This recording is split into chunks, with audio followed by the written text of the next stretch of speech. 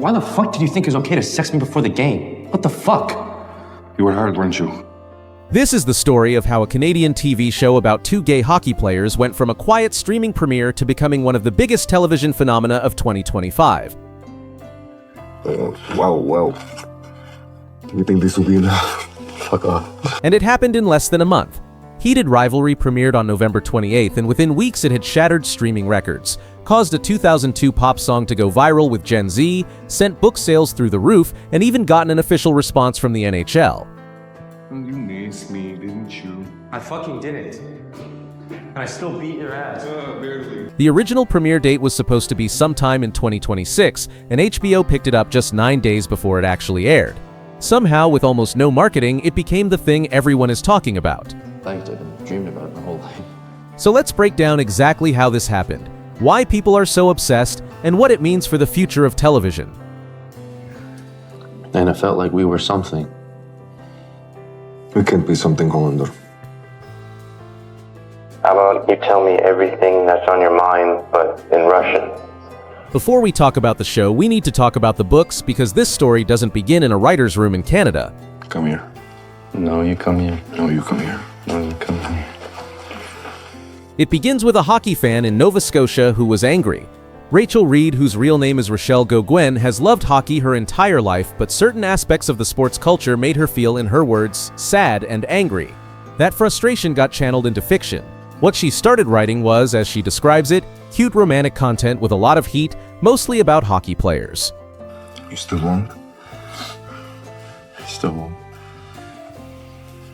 Game Changer came out in October 2018 as the first book in what would become the Game Changers series, and Heated Rivalry followed in March 2019 as the second book. The premise of Heated Rivalry is simple but effective. Shane Hollander captains the Montreal Voyageurs while Ilya Razanov leads the Boston Bears, and on the ice they're bitter rivals who've built careers on their public animosity. Off the ice, they've been secretly involved for years, and over the course of a decade, what starts as a physical relationship slowly transforms into something neither of them expected, which is love. You like tuna melt? You want to make me a tuna melt? I was gonna make one for me, I can make two. A devoted following built around the books, particularly among women on Book Talk. 650,000 copies sold before the TV adaptation even got announced. Reed became a New York Times and USA Today best-selling author. But here's the thing about these books. They're explicit, really explicit, and Reed herself describes them using a word we can't say on YouTube but rhymes with cut.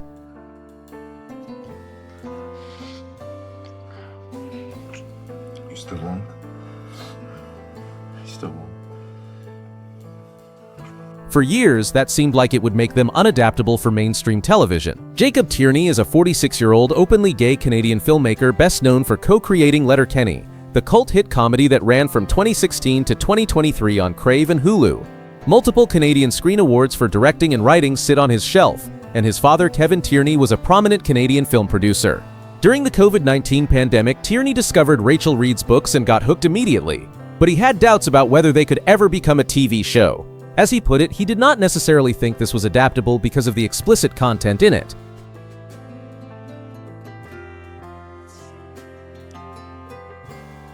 And yet he couldn't stop thinking about the story. Then he read an article in the Washington Post about the popularity of romance novels, and it mentioned Game Changers by name, and that's when something clicked.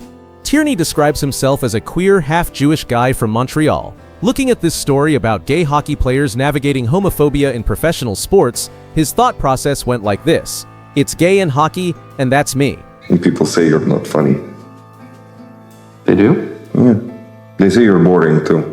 2023 is when he reached out to Rachel Reed. A spec script followed, written on his own time, with no guarantee anyone would want it. Then in January 2025, Crave picked up the show, but Tierney had conditions. When he and his producing partner Brendan Brady met with potential financiers, the notes kept coming back asking them to fundamentally change the story, or fundamentally change the tone. Tierney refused.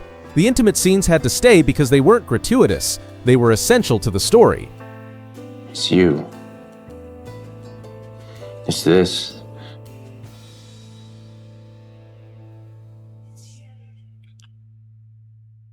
His reasoning went like this: the physical intimacy is character development, not just a random scene in every episode, and the lead characters learn about each other and learn about themselves through this. His description of the show's mission was simple: We were always like, we're trying to make prestige adult content here. For a show like this, casting was everything, and Tierney knew the whole thing lived or died on finding the right Shane and the right Ilya. Enter Hudson Williams and Connor Story, two actors who were both working as restaurant waiters when they got cast. Williams is 24 years old, Canadian from Kamloops, British Columbia, and half Korean, which made his mixed heritage a crucial feature of the casting call for Shane, who is described as Asian Canadian in the show. Story is 25, hails from West Texas, lives in Los Angeles now, and his biggest credit before this role was Joker Folie à Deux, where he played the inmate who kills Joaquin Phoenix's Arthur Fleck. Chemistry drove the entire casting process. Story read with multiple actors before Williams walked in, and Williams read with one other potential, Ilya. Both knew immediately what they had found. Story later said that Hudson was the third actor he read with, and the first two made him think, okay, this is cool, but then Hudson came on and it was, yeah, Hudson, for sure, instantly. But the most memorable comment came from Williams. When Tierney asked about his impression of Story, Williams said the other guy was good, but there was an immediate intensity with Connor that the other actor didn't have. The full quote is a bit too spicy for YouTube, but let's just say Williams made it very clear that the chemistry was undeniable. Tierney's response was simple. Well, I think I cast this right. Here's where things get interesting. Heated Rivalry was originally planned to premiere in early 2026, but as Bell Media executives kept watching cuts of the show, they kept pushing the date up. First came February 2026, then January, then Christmas, then November 28th. Justin Stockman, Bell Media's VP of Content, explained the logic by pointing out that the holidays are generally a very high viewing period for Crave, when people are at home and there's not as much new television on traditional TV. And they figured they should try to get this on during the holidays and really capitalize on a lot of eyeballs. The scramble to launch left the production team exhausted. Tierney and Brady handed in the final cut of the season finale just a few days before it aired on December 26th. Tierney put it this way: "It's great to be loved, and sometimes it's exhausting and a lot of work to be loved, so we're living through that." Now, Crave is a Canadian streaming service with about 4.1 million subscribers, while HBO Max has 128 million globally. For Heated Rivalry to become a phenomenon, it needed to reach American audiences. Casey Bloys enters the picture here. As chairman and CEO of HBO and Max Content, he got a call in early November 2025, just a few weeks before the show was set to premiere in Canada, from Jason Butler, an executive on his team. Butler had just acquired Heated Rivalry for HBO Max in Australia and wanted to know if Bloys would be interested in looking at it for the US. What Bloys said was that Butler sent the episodes on a Friday, and by Monday they started negotiating, and it was an easy and very quick yes. Being a gay man himself, Bloys had a sense that the show might make some waves. His assessment was that it was very well done, and to tell the truth, he was surprised it was even available because this was about 3 weeks before it aired. Butler described the show as feeling like Challengers meets Red, White, and Royal Blue. November 19th, 2025 is when the deal got announced, and 9 days later the show premiered simultaneously in Canada and the United States.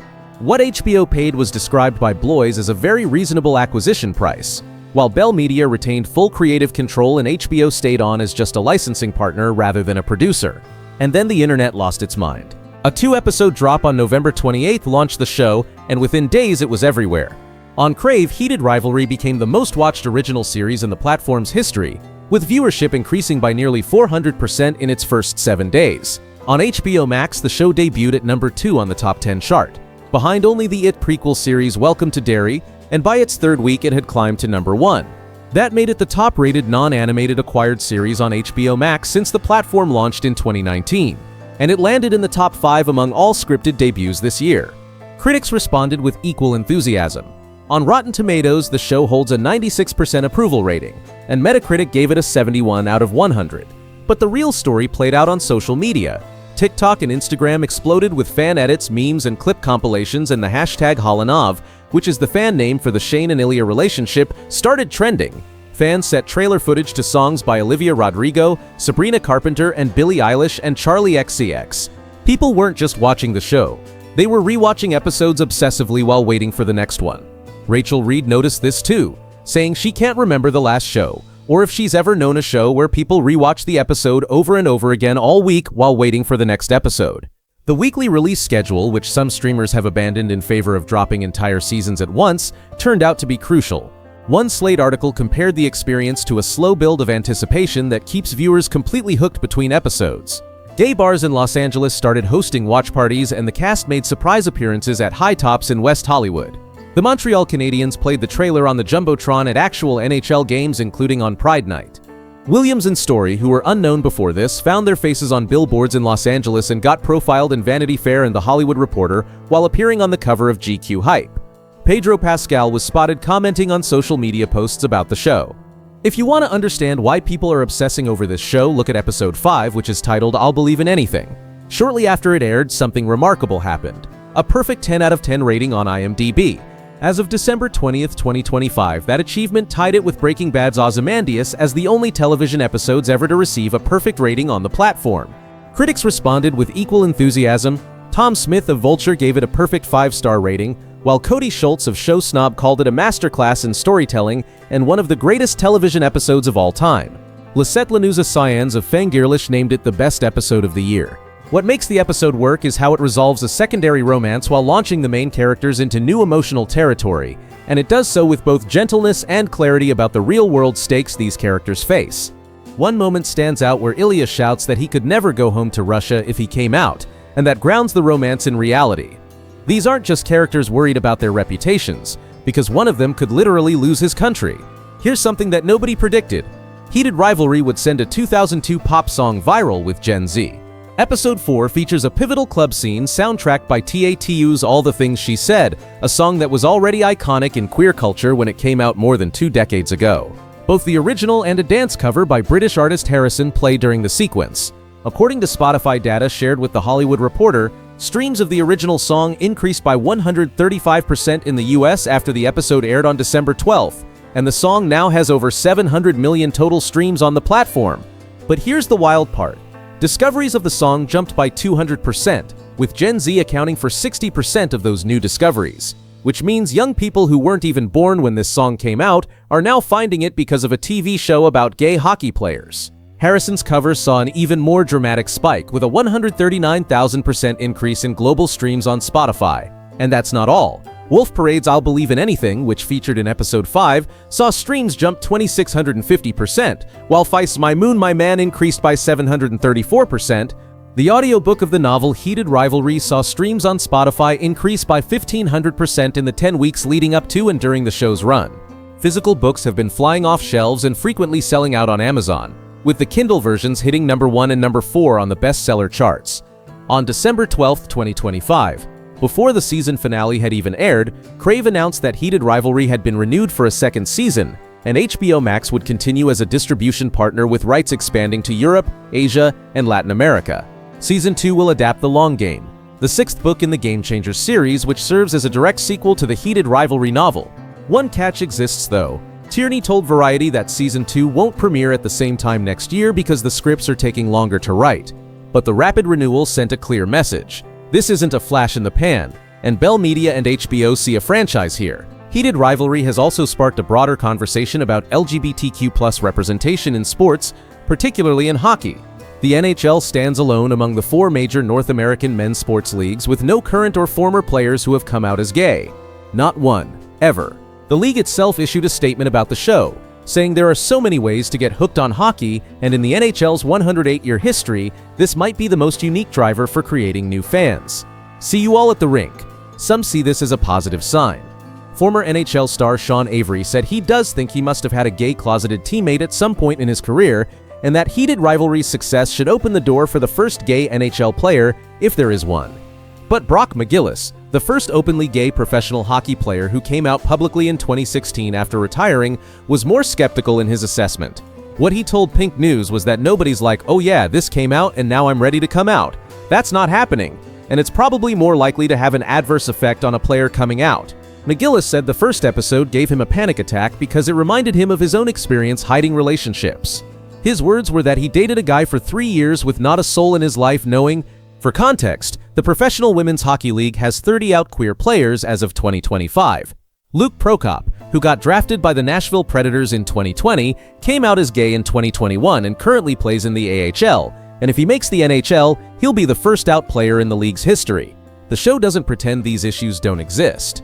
Episode 3 focuses on Scott Hunter, a closeted player who ultimately decides he's not ready to come out for fear of alienating his hockey family, and it's a realistic portrayal of the pressures these athletes face. No cultural phenomenon comes without controversy, and heated rivalry has had its share. Jordan Firstman, who stars in HBO's I Love LA, told Vulture that the intimate scenes in the show don't authentically portray gay intimacy and suggested the show caters to female audiences rather than gay men. Francois Arnault, who plays Scott Hunter, responded on Instagram by asking if there's only one way to have authentic gay intimacy on TV, and whether the intimacy that closeted hockey players have should look like what you'd see from guys in the LA scene. Ongoing discussion has centered on the fact that the romance genre skews heavily female, and this show is no exception. Some gay men have expressed frustration about what they see as queer stories being shaped for straight women, but others point out that an openly gay man adapted the show, and it appeals across demographics. Middle-aged suburban mothers, die-hard hockey fans, and members of the LGBTQ+ community are all watching. Neither Williams nor Story have publicly disclosed their sexualities, and when interviewers ask about it, Tierney has stepped in to redirect, saying he doesn't think there's any reason to get into that stuff because you can't ask questions like that when you're casting. Williams addressed accusations of gay baiting by saying that multiple things can be true at once, and he feels honored to bring someone to life that so many people feel seen, understood, and represented by, and he thinks that transcends whoever he's sleeping with in his real life. So why has this particular show at this particular moment broken through in a way that few could have predicted? Several factors seem to be at play. First comes the quality. That 96% Rotten Tomatoes score isn't a fluke because critics and audiences agree that the writing is sharp, the direction is confident, and the lead performances are extraordinary. The Washington Post said Williams and Story's chemistry is bonkers, and a Globe and Mail review praised how Tierney teases out the nuances of homophobia in hockey without ever skating too close to the zone of social issue drama. Second is the faithfulness to the source material. Rachel Reed's fans got what they wanted because the show doesn't tone down the explicit content or shy away from what made the book successful. Third is the release strategy. The weekly format created anticipation and obsession in a way that a full season drop might not have, and each episode became an event. Fourth is the timing. LGBTQ+ representation on television has come a long way, but shows like Heartstopper, while beloved, aim at younger audiences. Heated Rivalry offers something different, which is an adult queer romance that's unapologetically mature and emotionally complex. And fifth is the authenticity behind the camera. Jacob Tierney isn't just adapting a story, he's telling a story that reflects his own identity. When he says it's gay in hockey, that's me, you believe him. As of December 24, 2025, Heated Rivalry has aired 5 of its 6 episodes, and the season finale titled The Cottage drops on December 26th. The show has been renewed for a second season. The books are selling out, the music is charting, and the memes are everywhere. Williams and Story went from waiting tables to becoming 2 of the most talked about actors in television, and they've already been cast in future projects. Williams has joined the cast of The Altruists, an upcoming Netflix drama. Tierney and Brady are exhausted but triumphant because they made a show they believed in, refused to compromise on the vision, and watched it become a phenomenon. When Tierney was asked what he hoped fans would take away from the show, his answer was 2 words: joyful escapism. Mission accomplished. Heated Rivalry is one of those rare television moments where everything aligns. A passionate fan base met a creator who understood the material, actors with undeniable chemistry, an accelerated timeline that created urgency, and a major platform that took a chance at the last minute.